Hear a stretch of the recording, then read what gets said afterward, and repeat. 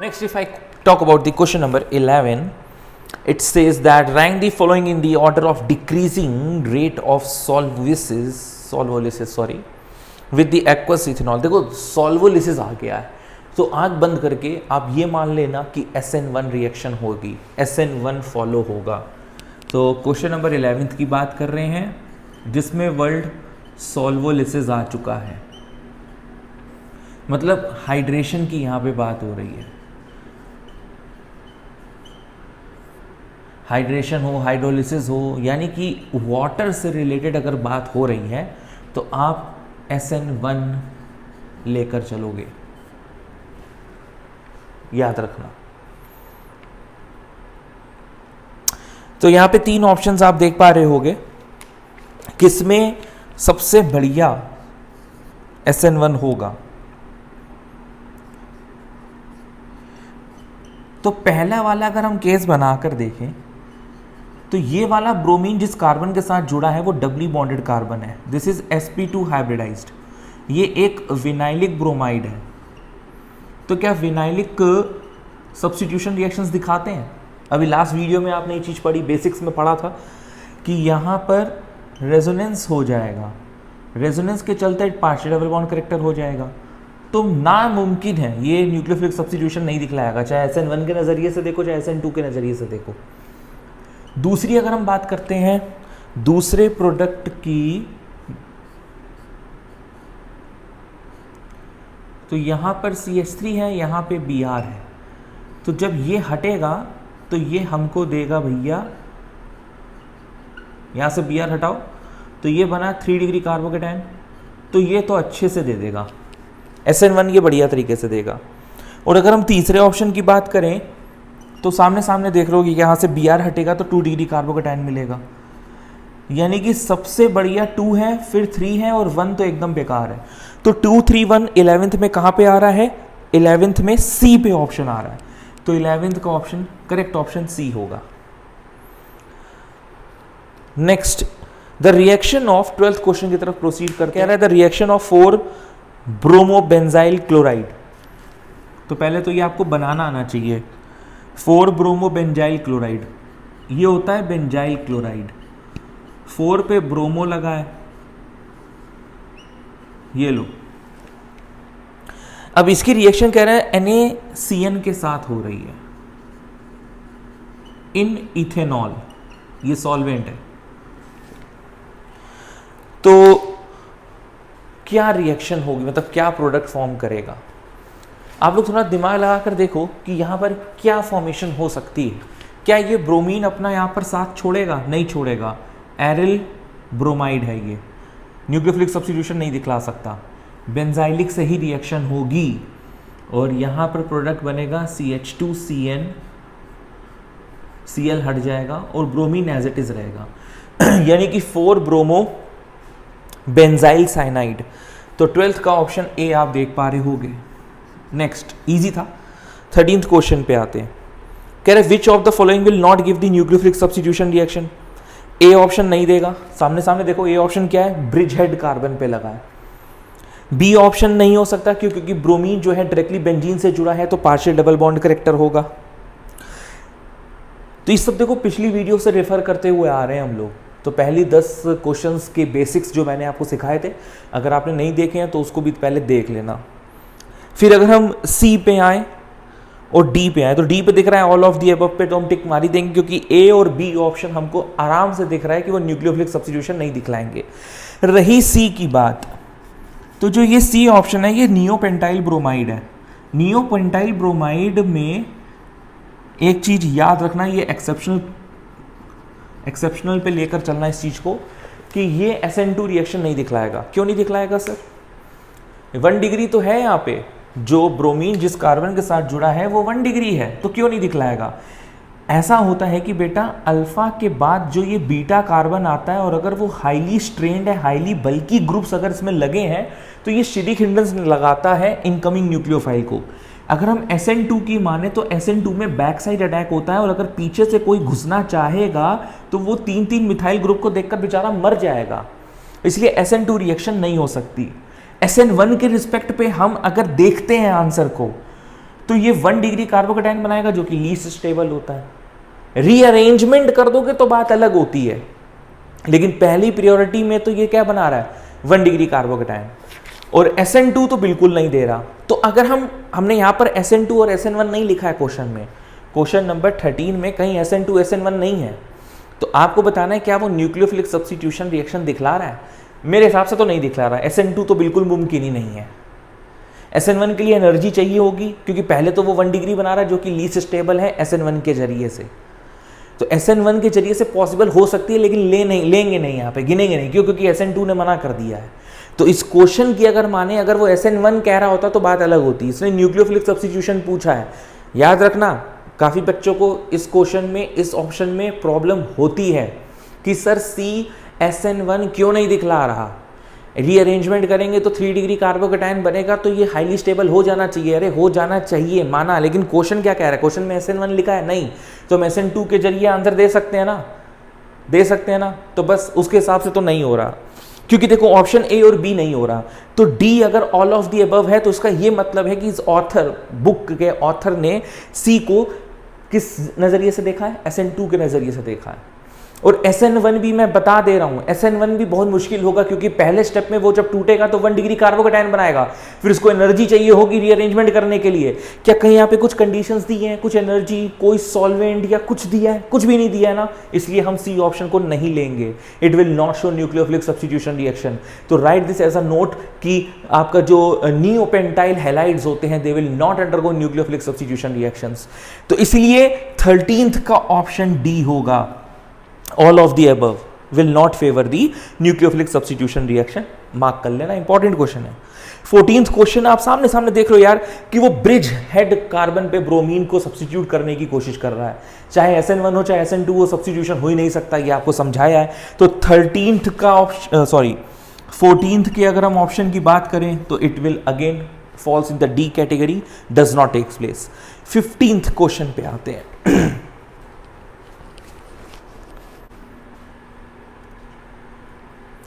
तो बच्चों 15th question में आपको बताना है कि इस रिएक्शन के लिए कौन सा ऑप्शन सही रहेगा। कुछ ग्राफ्स दिए गए हैं, तो बेसिकली आपको इसकी मैकेनिज्म पता होनी चाहिए।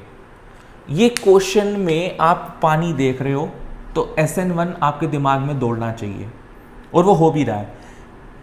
ये आप देख रहे हो, ये क्या है? वेज, ये है dash, towards the observer, away from the observer. तो Br का सब्स्टिट्यूशन हुआ OH में, तो ये रिटेंशन दिखला रहा है। और फिर यहां पे आप देख रहे हो कि ये इन्वर्जन हो गया, ये ऊपर चला गया, नीचे चला गया, वेज डैश में हो गया, डैश वेज में हो गया, ये वेज में था, डैश में हो गया, ये डैश में था, ये वेज में हो गया। इसको बोलते हैं इन्वर्जन ऑफ कन्फिगरेशन। यदि एक ऐसी रिएक्शन हो रही हो जिसमें रिटेंशन इन्वर्जन दोनों हो रहा हो तो उसको क्या बोलते हैं? रेसमाइजेशन। और रेसमाइजेशन कहाँ होता है? SN1 में होता है। तो यानी कि यहाँ पे जो मैकेनिज्म खेला जा रहा है वो SN1 के जरिए खेला जा रहा है। अच्छा, यूजुअली SN1 जो होती है वो 2 स्टेप रिएक्शन होती है। Usually, generally it is a 2 step reaction. अच्छा, 2 स्टेप रिएक्शन के लिए अगर मैं ग्राफ बनाता हूं delta G versus reaction coordinate का, जनरली की बात कर रहा हूं मैं, जनरली रिएक्शन कोऑर्डिनेट, तो वो ग्राफ जो होता है कुछ ऐसा होता है कि ये आपके 1 और 2 स्टेप्स, हाँ, एक ये ट्रांजिशन स्टेट है, एक ये ट्रांजिशन स्टेट है, ये एक इंटरमीडिएट है। इंटरमीडिएट बनता है ना कार्बोकैटायन। ये एक जनरल सा ग्राफ है बेटा कि एक इंटरमीडिएट के लिए 2 ट्रांजिशन स्टेट्स हैं, और जो 2 ट्रांजिशन स्टेट्स हैं 2 स्टेप्स दिखला रहे हैं। पहले क्या होता है? फॉर्मेशन ऑफ कार्बोकैटायन, और दूसरे स्टेप में अटैक ऑफ न्यूक्लियोफाइल, रिएक्शन खत्म।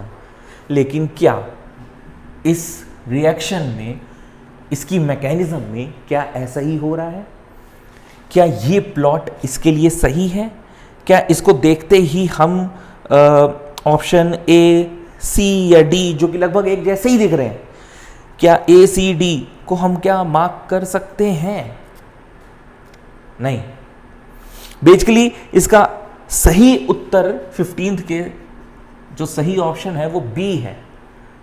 ऐसा क्यों है, आओ जरा देखते हैं बच्चों। इसकी अगर हम मैकेनिज्म पढ़ते हैं तो मैकेनिज्म में कुछ यूं हो रहा होगा कि पहले Br हटा, फर्स्ट स्टेप में Br हटा और एक कार्बोकेटायन बना जो कि स्टेबल है, 3 डिग्री कार्बोकेटायन है। उसके बाद पानी के अटैक मारा और फिर से एक इंटरमीडिएट बन रहा है। तो बेसिकली 2 इंटरमीडिएट बन रहे हैं, ये ऑक्सोनियम आयन बन रहा है। O ने अपना लोन पेयर यहाँ पर दिया तो O पर पॉजिटिव आया तो ऑक्सोनियम आयन बन रहा है, फिर यहाँ से H+ हट जाएगा। तो 3 स्टेप रिएक्शन हो गई। फर्स्ट स्टेप कार्बोकेटायन बना, सेकेंड स्टेप में ये अटैक मार रहा है, थर्ड स्टेप में यहाँ से H+ हट रहा है क्योंकि O पे पॉजिटिव ऑर्गेनिक केमिस्ट्री में घोर पाप होता है। O is the electronegative atom, electron का प्यासा, उसके ऊपर पॉजिटिव चार्ज तुमने रख दिया, वो भी इलेक्ट्रॉन का प्यासा, तो वो क्या करेगा, H+ की इलेक्ट्रॉन डेंसिटी को अपनी तरफ खींच लेगा, यानी कि ये जो पूरा का पूरा बॉन्ड इसके बीच में शेयर्ड है अपनी तरफ लेकर भाग जाएगा और H+ को लावारिस छोड़ देगा। तो ले देकर कहानी ये बचेगी कि यहाँ पर CH3 है, यहाँ पर OH है। तो एक बार फिर से देख लो भाई, यहाँ से यहाँ तक का स्टेप फर्स्ट स्टेप हो गया, यहाँ से यहाँ तक का स्टेप सेकंड स्टेप हो गया, यहाँ से यहाँ तक का स्टेप थर्ड स्टेप हो गया। जनरली SN1 2 स्टेप रिएक्शन होती है, लेकिन यहाँ पे 3 स्टेप्स हो रहे हैं, इसलिए मैं ऑप्शन बी कह रहा हूँ, क्योंकि वो ऐसे चलेगा। यहाँ पर 2 इंटरमीडिएट्स बनेंगे, 2 इंटरमीडिएट बन भी रहे हैं, एक कार्बोकेटायन एक ऑक्सोनियम आयन। 2 इंटरमीडिएट हैं तो एक इंटरमीडिएट के लिए 2 ट्रांजिशन स्टेट होता है, एक और इंटरमीडिएट के लिए फिर से 2 ट्रांजिशन स्टेट, एक ये। तो इसलिए जब आप अपना कर्व देख रहे हो बी वाला, that is the right option for the 15th question. समझ में आया? ओके। तो मेरे प्यारे बच्चों, question number 16 advance MS Chauhan का जो सवाल है वो नेबरिंग ग्रुप पार्टिसिपेशन से रिलेटेड है। इस तरह के क्वेश्चन आपको सिंगेज पब्लिकेशंस की बुक्स में भी, यानी कि KS वर्मा की बुक्स में भी बहुत ज़्यादा मिलेंगे, सोलोमन फ्रीले में भी बहुत मिलेंगे। इवन जब आप previous year JEE mains advance के क्वेश्चंस लगाओगे तो NGP पर बेस्ड क्वेश्चंस अधिकतर मिलेंगे। ये आखिर NGP होता क्या है? अगर आपका कोई एक एटम जो कि दे सकता हो इलेक्ट्रॉन डेंसिटी, यानी कि इफ एनी हेट्रो एटम या इलेक्ट्रॉन डेंसिटी डोनर वाला एटम इज प्रेजेंट एट, कहां प्रेजेंट होगा ये जरूर याद रखना, तभी आप समझ पाओगे क्वेश्चन में कि ये कंसेप्ट लग रहा है कि नहीं लग रहा है। If it is present at beta carbon, beta carbon कौन सा हुआ? अल्फा कार्बन वो हुआ जहां पे लिविंग ग्रुप होता है, अल्फा कार्बन के बगल वाला बीटा कार्बन होता है। वहां पे अगर बीटा कार्बन पे कोई ऐसा ग्रुप प्रेजेंट हो जो इलेक्ट्रॉन डेंसिटी दे सकता हो, या ये कह लो और यू से pi bond is present on gamma carbon,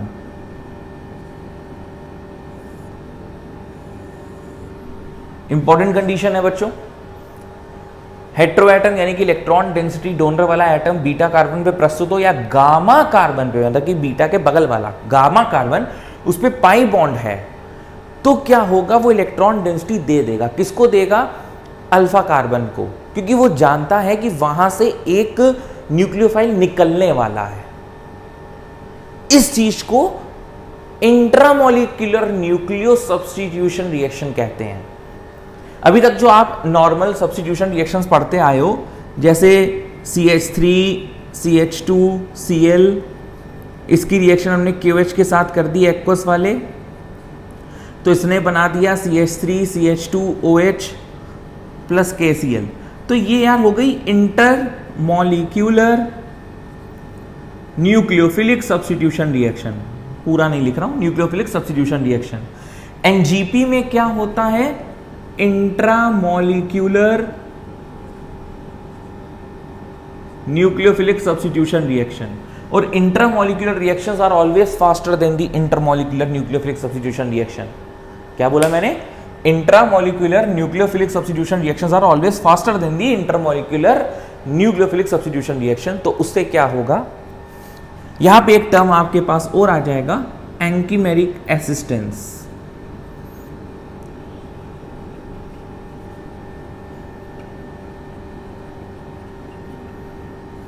एंकीमेरिक assistance, एंकीमेरिक assistance क्या होता है कि एनजीपी की वजह से रिएक्शन का रेट फास्टर हो गया, 1000 टाइम्स, 600 टाइम्स, इतने टाइम्स फास्टर होता है। कई कई रिएक्शंस 10⁶ टाइम्स फास्टर हो जाती हैं अपने इंटरमोलिकुलर रिएक्शंस से। तो एंकीमेरिक असिस्टेंस, नेबरिंग ग्रुप पार्टिसिपेशन की वजह से रिएक्शन का रेट जब फास्ट हो जाता है उसको बोलते हैं एंकीमेरिक असिस्टेंस। असिस्ट कर दिया उसने रेट ऑफ रिएक्शन को। क्लियर हो गई बात? पक्का। अब आते हैं हम क्वेश्चन के बारे में पढ़ते हैं। जो 16th क्वेश्चन है उसमें यहां पर ओटीएस लिखा है।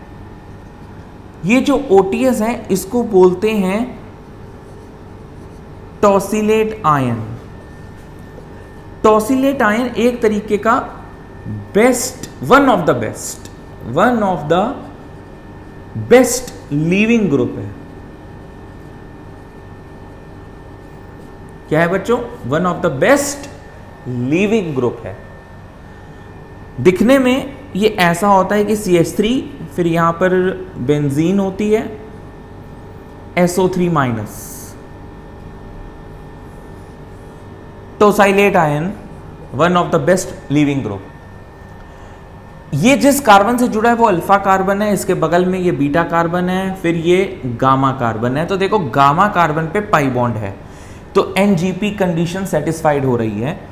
तो होगा क्या, ये पाई बॉन्ड की जो डेंसिटी है वो टूटकर इस अल्फा कार्बन पे अटैक मारेगी, क्योंकि वो जानती है ओटीएस एक बेस्ट लिविंग ग्रुप है, वो निकलने वाला है। तो ये निकल रहा है, बाय बाय, ओके, टाटा, खत्म। समझ रहे हो ना? कोई भी ग्रुप ओटीएस को देखकर कहते चल निकल, पहली फुर्सत में निकल आ, तो ये निकल जाता है। ये अपनी इलेक्ट्रॉन डेंसिटी यहाँ पे ट्रैवल करके लाता है। कैसे लाता है और कैसे दिखता है मैं आपको यहाँ पर दिखा दे रहा हूँ। ये जब पाई बॉन्ड टूटा तो यहाँ पर आ गया पॉजिटिव चार्ज, ये डबल यहाँ पर लगा हुआ है।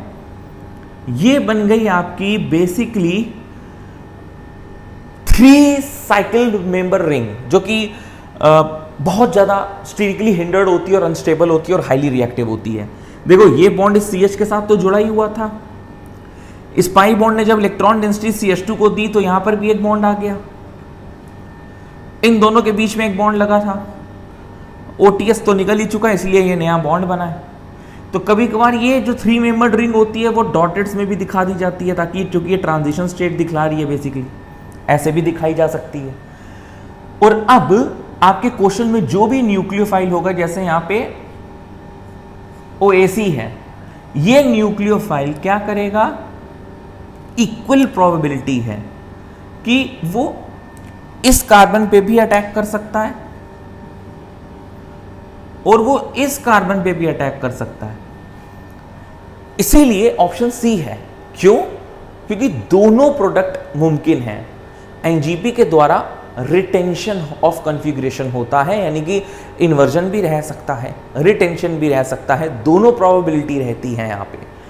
यहां पर भी लग सकता है, यहां पर भी लग सकता है। तो हम दोनों प्रोडक्ट्स को मेंशन करेंगे। समझ में आई बात? आई रिपीट वंस मोर, जब न्यूक्लियोफाइल इस 3 मेंबर्ड पर अटैक करेगा, अटैक करना बनता भी है, क्योंकि देखो बेंजीन अपना पॉजिटिव चाहता है, मतलब बेंजीन रिंग अपना एरोमेटिक बिहेवियर लूज कर चुका है। अभी यहाँ एरोमेटिक का स्टेबल था, यहाँ पॉजिटिव आने से ये बेंजीन सोचता है यार कि मैं अपना ये नए जो बॉन्ड बना है मैं वापस ले लूं, वापस लेकर वो मैं वापस एरोमेटिक बन जाऊं, वापस स्टेबल बन जाऊं। तो उसको तो चाहिए भैया, ये बॉन्ड ले सकता है, चाहे वो ये वाला बॉन्ड ले सकता है, ये वाला ले सकता है, या ये वाला ले सकता है। अब बहाना क्या मिल रहा है कि इनकमिंग न्यूक्लियोफाइल आ रहा है। इनकमिंग न्यूक्लियोफाइल इस 3 मेंबर साइकिल रिंग को तोड़ेगा ही तोड़ेगा, क्योंकि वो हाईली रिएक्टिव है, अनस्टेबल है, स्टेरिकली हिंडर्ड है। तो ये इसके पास प्रोबेबिलिटी है वो यहां पर भी अटैक मार सकता है, और उतनी ही बराबर की प्रोबेबिलिटी है कि वो यहां पर भी अटैक मार सकता है। तो दोनों से OAC जुड़ सकता है, यहां से भी जुड़ सकता है, यहां से भी जुड़ सकता है। तो जो आपका आंसर दिखेगा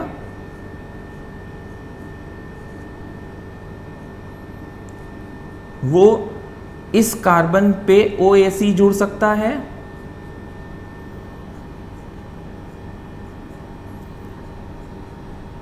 या इसको मत अटैक मरवाओ, इस पे भी OAC जुड़ सकता है, ये भी प्रोडक्ट बन सकता है, ये भी प्रोडक्ट बन सकता है। बताओ, this is all about NGP, anchimeric assistance, जिसकी वजह से रेट ऑफ रिएक्शन बहुत ज़्यादा फास्टर होता है।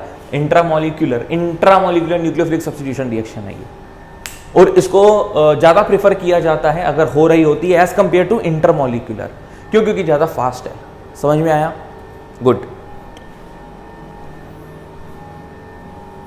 जो है बेंजीन है, बेंजीन में आयोडीन जुड़ा है, CH3 जुड़ा है, NBS के साथ हो रही है। NBS होता है N ब्रोमोसक्सीनामाइड। NBS रिएजेंट किस काम आता है? Make a note of it, क्योंकि ये हम लोग आम बातें बोर्ड्स वाली बुक्स में नहीं देखेंगे, NCERT में नहीं मिलेंगी। तो N bromosuccinimide, it is a reagent which is used for allylic या बेंजाइलिक ब्रोमिनेशन। बस एक छोटी सी बात याद रखनी है, क्योंकि इतनी सारी बातें याद करने के लिए होती है ना, दिमाग में रखने के लिए होती हैं जेई के और या नीट के रिस्पेक्ट में, तो इतना ज़्यादा डिटेल जानने की इसमें जरूरत ही नहीं है। आपको याद रखना है कि ये जब भी आता है तो ये फ्री रेडिकल ब्रोमीन देता है, ब्रोमीन फ्री रेडिकल देता है। अब ब्रोमीन फ्री रेडिकल कहाँ ज़्यादा स्टेबल मानेगा? एलाइलिक या बेंजाइलिक पे, फिर 3 डिग्री, फिर 2 डिग्री, फिर 1 डिग्री। तो यहाँ पर आयोडीन का रिप्लेस होना तो नामुमकिन हुआ, तो जो ए बनेगा वो क्या बनेगा, ये मुद्दा है तुम्हारे सामने। अभी ए के बाद बी भी बनवाएंगे, अभी ए क्या बन रहा है ये बताओ। ए क्या बनेगा बेटा? आयोडीन से तुम्हें कोई लेना देना नहीं है, आयोडीन को वही रहने दो। ये बेंजाइलिक पोजीशन है, दिस कार्बन इज बेंजाइलिक, तो यहां से एक H डॉट निकलेगा और ये Br डॉट जुड़ जाएगा, तो ये ए आ गया। इसके बाद क्वेश्चन कंप्लीट करते हैं। CH3SNA लिखा है, देखो क्या लिखा है, CH3SNA। तो क्वेश्चन में हमें प्रोडक्ट बी बताने को बोल रहा है। अब Na पे अगर पॉजिटिव चार्ज है तो इस पे नेगेटिव चार्ज होगा, तो SCH3 एक न्यूक्लियोफाइल हो गया जो कि अटैक करने वाला है। कहाँ अटैक करेगा? बट ऑब्वियस की बात है कि जो sp2 हाइब्रिडाइज्ड कार्बन होता है उस पर न्यूक्लियोफिलिक सब्स्टिट्यूशन नहीं होता। एरिल हैलाइड्स न्यूक्लियोफिलिक सब्स्टिट्यूशन नहीं कर सकते। हाँ, ये कार्बन तुम्हारा sp3 हाइब्रिडाइज्ड है, यहां से ब्रोमीन आसानी से निकल सकता है, ब्रोमीन निकलेगा और उसके बदले CH3S आ जाएगा, यानी कि जो B बनेगा वो क्या बनेगा, समझ रहे ना? CH2 में से Br हट गया और बन गया SCH3। अब ऐसा ऑप्शन हमको कहां पर दिया है? It is given, first option है ए ऑप्शन, तो 17th का एडवांस एमएस चौहान का जो आंसर है दैट इज ए। अब हम क्वेश्चन नंबर 18 की तरफ प्रोसीड करते हैं। 18 में को देखो, आप लंबे चौड़े ग्राफ दिए हुए हैं।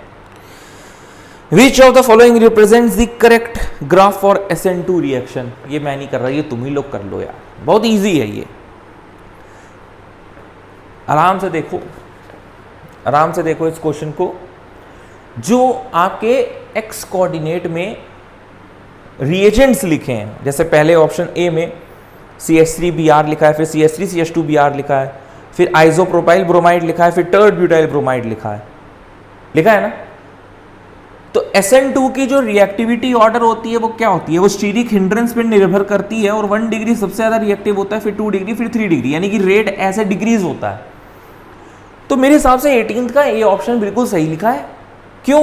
क्योंकि CH3Br के लिए रेट सबसे बढ़िया है, फिर जैसे जैसे आपकी बल्कीनेस बढ़ती जा रही है आपका रेट कम होता जा रहा है। बी वाला देखो, सवाल ही नहीं उठता, कांस्टेंट कैसे हो जाएगा यार? सी में उल्टा दिया है, पॉसिबल ही नहीं है। हाँ, SN1 होता तो हम सोच सकते थे, डी तो ऐसे टेढ़ा मेढ़ा जा रहा है, कुछ भी बना दिया है। तो 18th का ऑप्शन भी ए है। 19th देखते हैं भैया। इसी तरीके से इन लोगों ने SN1 के बारे में पूछा हुआ है, और आप जानते हो बेटा, क्या जानते हो कि नहीं जानते हो? जानते हो। 19th जो कि ये SN2 था पिछला वाला, अब हम SN1 की बात कर रहे हैं।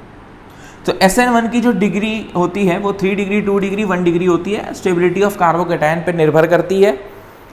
तो A तो नहीं हो सकता, सेम ऑप्शंस दिए हैं, B नहीं हो सकता, तो बट ऑब्वियस की बात है C ऑप्शन है। अभी लास्ट क्वेश्चन में भी डिस्कस किया था। C ऑप्शन में देखो रेट कैसे बढ़ रहा है, 3 डिग्री में एकदम रेट ऊपर की तरफ आ गया। D ऑप्शन फिर से वैसा वैसा दिया है, पॉसिबल नहीं है। तो 18-19 ग्राफ देखकर बच्चा डर जाता है, समझ नहीं पाता, जबकि उसका बेसिक कॉन्सेप्ट यहां पर लाई कर रहा था। बताओ, चुन्नी सी बात है। तो 19th का ऑप्शन C है। तो इस वीडियो का लास्ट क्वेश्चन है question number 20, which of the following is most reactive towards the SN2 reaction. तो एक बार जरा देख लो SN2 रिएक्शंस में तुम लोग के हिसाब से कौन सबसे ज्यादा रिएक्टिव है। क्वेश्चन दिख रहा होगा आपको। वीडियो पॉज करके आराम से इसके बारे में आप लोग मंथन कर सकते हो, सोच सकते हो। हम तो बैठे ही हैं बताने के लिए। आया कुछ भेजे में घुसा। देखो 20th क्वेश्चन में जो ऑप्शंस दिए हैं बेटा,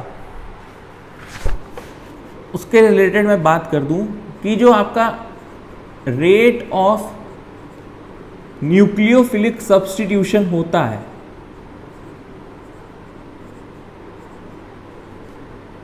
एरोमेटिक के केस में, भाई सारे एरोमेटिक कंपाउंड है ना, ये छोटे छोटे पॉइंट्स हैं, नोट्स हैं, ट्रिक्स हैं, इसको नोट करते रहो।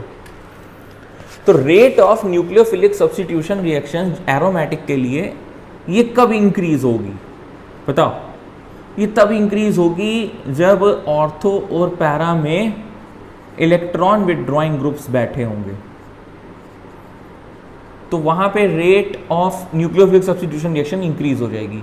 Electron withdrawing groups should be there. Meta पे भी होगा तो भी चलेगा, लेकिन ऑर्थो पैरा पे ज्यादा इफेक्ट रहता है। और इलेक्ट्रॉन विड्रॉइंग ग्रुप्स कौन कौन से रहेंगे? मोस्ट कॉमनली तुम लोगों को NO2 देखने को मिलेगा, साइनाइड देखने को मिलेगा, बाकी तो फिर तुम CHO, COH कोई भी देख सकते हो। अरे भाई जिनमें -I और -R इफेक्ट लगे यार। क्लियर? तो ABCD में D ऑप्शन है जिसमें NO2 लगा है, तो यहां पे rate of nucleophilic substitution reaction बहुत तगड़ा होने वाला है। मान लो इस क्वेश्चन को मैं चेंज कर दूं, फिलहाल मैं लिख देता हूं 20 का सही ऑप्शन तो D हो गया, क्योंकि NO2 के पास सबसे तगड़ा -I इफेक्ट होता है और इसी के पास -R इफेक्ट भी होता है, -I भी होता है, -R भी होता है। तो बहुत बढ़िया इलेक्ट्रॉन विड्रॉइंग ग्रुप है, जिसकी वजह से इलेक्ट्रॉन डेंसिटी उस कार्बन से बेकार हो जाएगी जिस कार्बन से क्लोरीन जुड़ा है। बेंजीन के ऊपर वाला कार्बन, बेंजाइलिक कार्बन, वहां से इलेक्ट्रॉन डेंसिटी NO2 खींच लेगा, तो CCl बॉन्ड कमजोर हो जाएगा, आसानी से निकल जाएगा। समझ में आई इलेक्ट्रॉन विड्रॉइंग ग्रुप का क्या मकसद रहता है?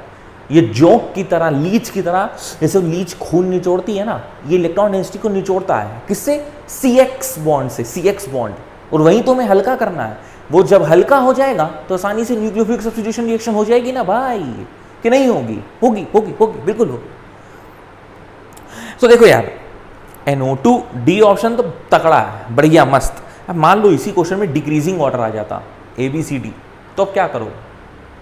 देखो तो यहां पर मिथाइल ग्रुप है, इलेक्ट्रॉन डोनेटिंग ग्रुप, ये इलेक्ट्रॉन डेंसिटी की धज्जियां उड़ा देगा, यानी कि न्यूक्लियोफिलिक सब्स्टिट्यूशन में सबसे वर्स्ट केस अगर देखा जाए तो वो A ऑप्शन है।